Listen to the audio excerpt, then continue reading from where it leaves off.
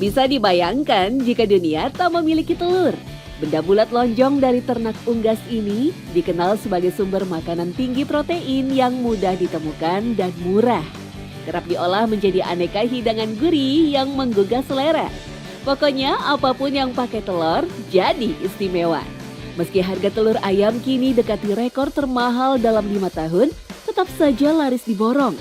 Berdasarkan data Pusat Statistik tahun 2022 lalu, rata-rata konsumsi telur ayam ras atau kampung di Indonesia mencapai 2,3 kg per kapita per minggu, mencapai rekor tertinggi dalam 10 tahun. Sayangnya, kesukaan orang Indonesia mengkonsumsi telur dikotori niat jahat orang yang ingin mengeruk keuntungan sesaat dengan menjual telur asli tapi palsu. Ya itu sih Mas, merugikan banget karena kan aku kalau misalnya aku juga suka telur asin, aku juga konsumsi telur kampung buat olahraga, buat stamina kan bagus ya. Tapi kalau sampai palsu itu merugikan banget. Wah itu telur asin palsu tuh Mas, gak bener tuh Mas, karena gak bagus untuk tubuh kan. Kita juga nggak tahu efek sampingnya gimana gitu Mas. Terus juga kan kalau telur asin palsu mungkin asinnya di beberapa doang ya Mas ya. Kalau kan yang asli kan kita mau cobain semuanya gitu. Yang disebut dengan telur palsu sebenarnya adalah telur ayam asli. Namun ada produsennya yang sengaja memalsukan dengan mengakali telur ayam menjadi telur asin bebek atau telur ayam kampung yang harganya jauh lebih mahal. Bayangkan saja, sebutir telur ayam ras bisa dijual 2 kali lipat dari harganya setelah dipalsukan. Tindak kecurangan seperti ini sebenarnya sempat menghilang beberapa tahun lalu. Entah mengapa, kini kembali marak.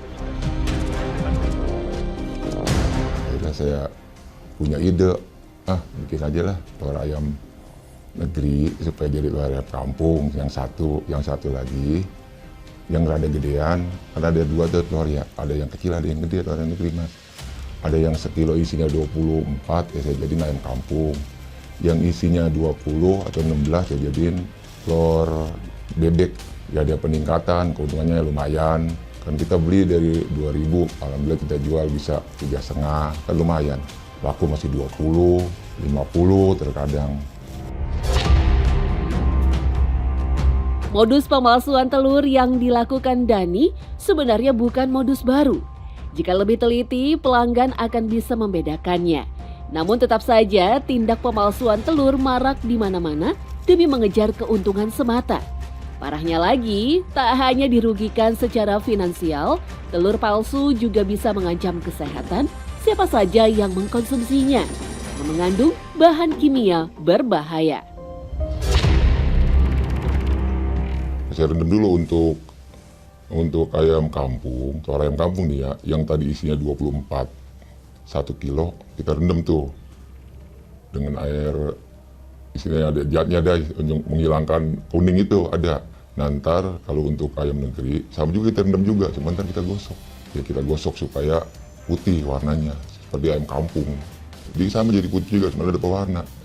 Pewarna itu udah biru gitu, tapi nggak mengandung, nggak beracun, nggak ngapa-ngapa sih, kan itu cuma warna. Kan dia di dalam, kalau menurut saya.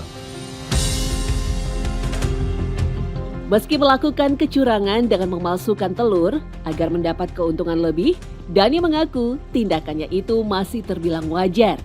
Jika ada pelanggannya yang bertanya-tanya tentang keaslian telur dagangannya, Dani mencoba berkelit dan menjamin keaslian telur dagangannya itu. Sepintas memang sulit dibedakan, namun dari bentuk dan rasanya jelas berbeda. Ya Pak, telur mah yang penting nggak mabuk, ya kan? Yang penting kan Bapak masih hidup makan telur ini kan gitu. Gitu ngeles itu aja kita. Ya habisnya sekarang kalau nggak kita ngeles begitu, dagangan kita gimana? Jadi malah ntar orang dibilang nggak laku jadinya. Ya ada juga, ya, tapi kan tetap aja udah pada beli lagi, mesen lagi. Karena ya masih mirip sih.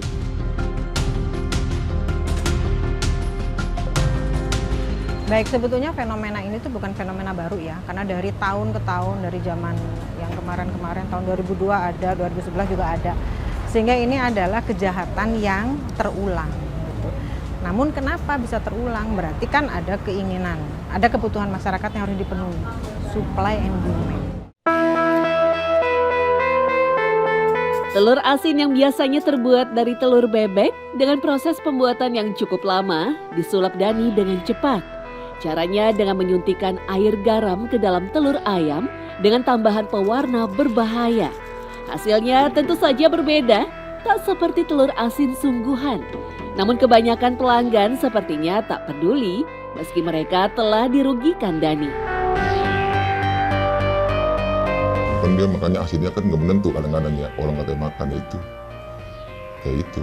Jadi kalau asinnya bener emang kayak asin, cuman yang asin-asin ya enggak gitu. Jadi karena kan suntikan itu air garamnya kan terus masukin terus langsung ke yang kuning, makanya kan asinnya nggak merata dia, nggak seperti alami. Ya kadang-kadang kan ibu-ibu kan saya sambil jualan sayur juga, bang pesan telur bang, ayam kampung. Kadang buat minum jamu ibu-ibu, kadang-kadang bawa bapak. Berapa duit bang? Kadang 4.000 kan gitu. Kalau di pasar kan 5.000, itu 4.000 bu. Ambil 2, ada yang 3, ya tergantung orangnya sih.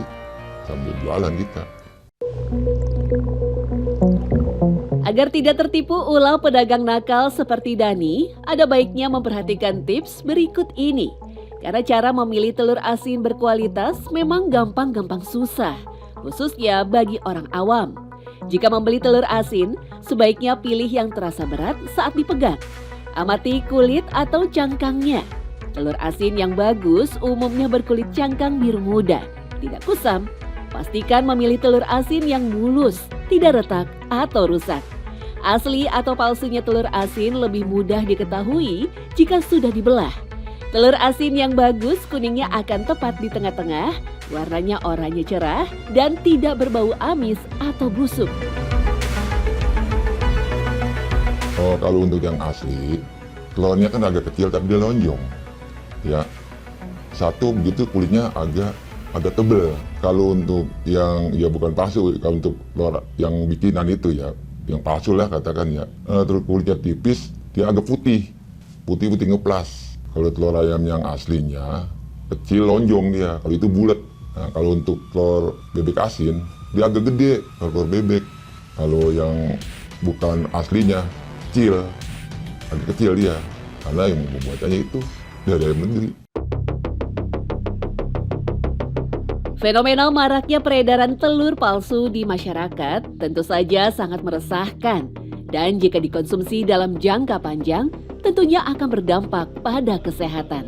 Untuk itu, penting rasanya memberikan pemahaman pada masyarakat tentang bahaya telur palsu dan cara untuk mengidentifikasinya. Agar para pedagang nakal seperti Dani tidak terus menjalankan aksi kotornya memalsukan telur. Memalsukan sesuatu itu kan banyak macamnya ya. Ada memalsukan tas dengan merek-merek tertentu, sepatu. Sementara ini adalah sesuatu yang dikonsumsi. Jadi hampir sama dong antara telur dengan obat-obatan, ya enggak? Pokoknya segala sesuatu yang dikonsumsi. Ini yang merugikan orang. Ketika masyarakat tidak merespon apapun, tidak akan ada kebaruan, gitu loh. Nah sekarang respon masyarakat itu sangat mudah karena mereka bisa menceritakan di sosial media, meramaikan di sosial media. Nah ini akan menjadi perhatian pemerintah.